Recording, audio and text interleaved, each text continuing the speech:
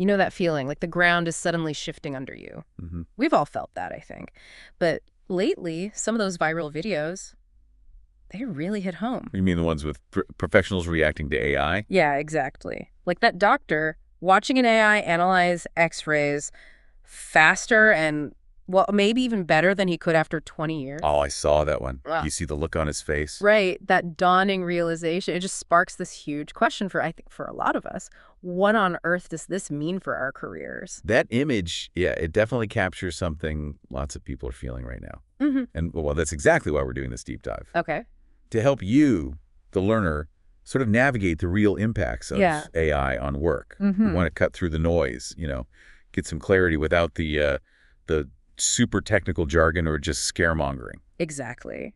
And today we're digging into a really interesting article. It's called O Despertar Tardio da Profecia de Masi a Urgência da IA. Which translates roughly to the late awakening.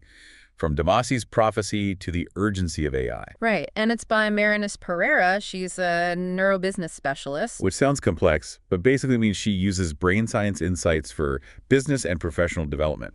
And she's got, 40 years of experience? 40 years.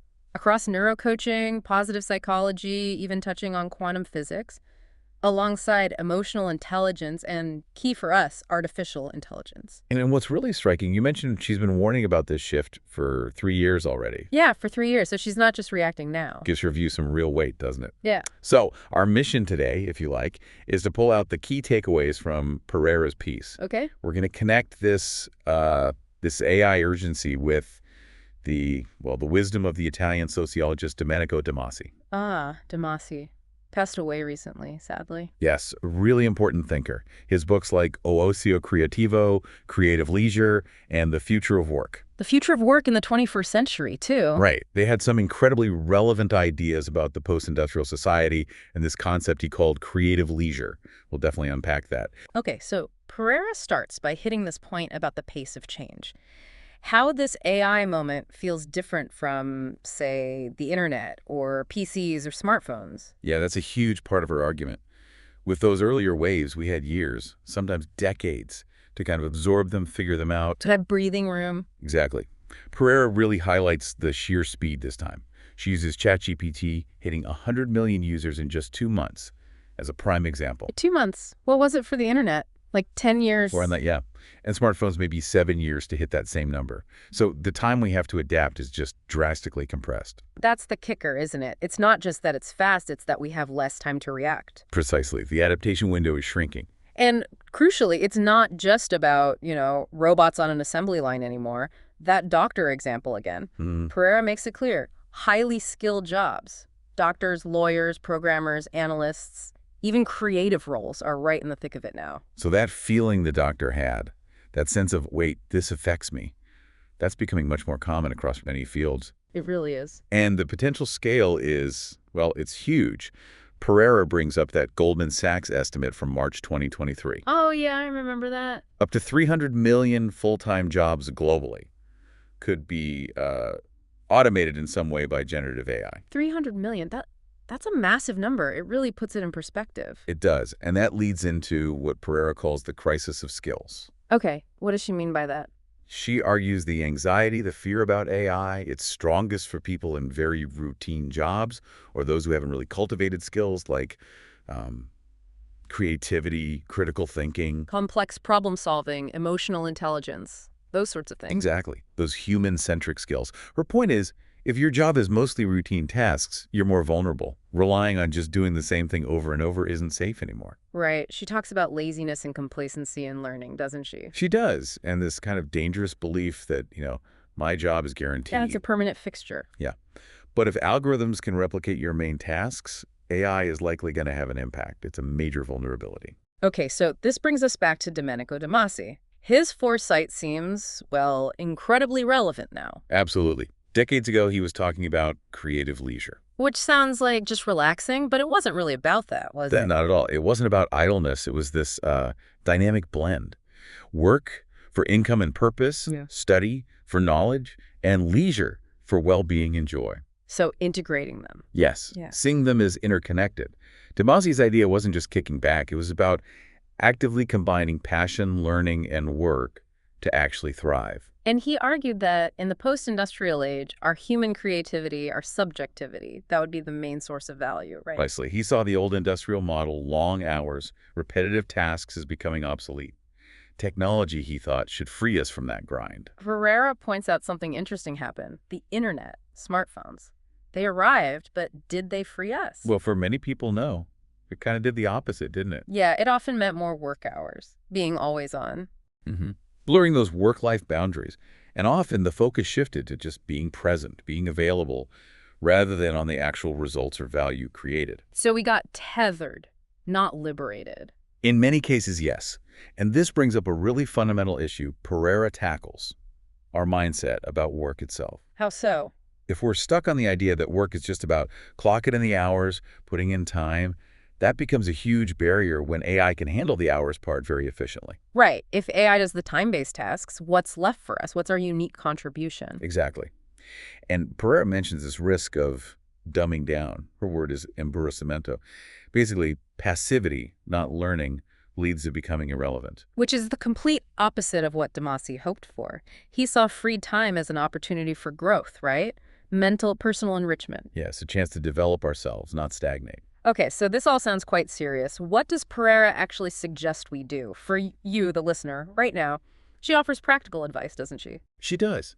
Really practical stuff, drawing on De Masi, but applying it to today's AI reality. The absolute number one thing, embrace lifelong learning. Non-negotiable, basically. Pretty much. And she breaks it down first, AI literacy. Meaning? You don't need to be a coder or a data scientist, necessarily. But you do need to get the basics of AI. What can it actually do? What are its limits? How is it being used in your specific industry? Got it. Be informed, not intimidated. Exactly. Second, upskilling and reskilling. Okay. Figure out what skills are valuable alongside AI. Things like interpreting the data AI gives you, supervising AI systems, understanding the ethics involved. And also, those human skills AI can't easily copy. Yes. Those irreplaceable human skills. Yeah. Invest time, maybe money, courses, certificates, whatever, helps you build those muscles. And the third part of learning. Pereira says, devour knowledge. Read widely. Go to webinars. Stay curious. Actively fight that feeling of I know enough. Combat intellectual complacency. That leads nicely into her next big point, cultivating those genuinely human skills. This is where we really differentiate ourselves. Yeah. And it ties straight back to De Masi's creative leisure idea. How so? She highlights creativity and innovation, thinking differently, connecting ideas in new ways, generating original solutions, critical and analytical thinking. So being able to really assess complex information, including stuff generated by AI, question the assumptions, spot biases, make smart decisions. Super important with AI outputs. Absolutely. Then emotional intelligence and empathy. Understanding your own emotions, understanding others, building relationships, communicating effectively.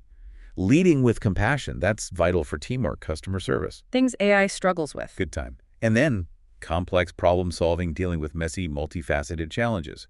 And linked to that, strategic thinking, seeing the bigger picture, anticipating trends, planning long term. So it's about leaning into what makes us human. That's a great way to put it. Yeah. Then she talks about actively adopting the creative leisure mentality. Making it practical, not just a theory. Right.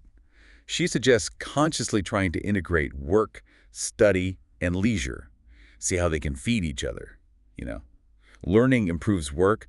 Leisure sparks creativity for work and study. Okay, and redefining productivity. Yeah, shifting away from just counting hours worked to focusing on the value you deliver. Constantly ask yourself, what problem am I solving here? What's the real impact I'm making? That's a big mindset shift for many. It is. And part of that is making time for reflection and experimentation. That leisure De Masi meant wasn't just about zoning out. It was active time for thinking, exploring ideas, recharging your creative batteries. You need space for that. You can't just be constantly doing... Exactly. Pereira also mentions being a connector and collaborator. Networking. Strategic networking, yes. Building a diverse group of contacts to bounce ideas off, learn from, but also learning to work with AI. Human-AI collaboration. Yes. Seeing AI as a tool and assistant, something that enhances your abilities, not just as a competitor you need to beat. That requires learning the tools, getting comfortable with them. For sure. And her final piece of advice, it's about taking ownership, proactively managing your own career. Don't wait for things to happen to you. Precisely. That means regularly doing a kind of self-assessment.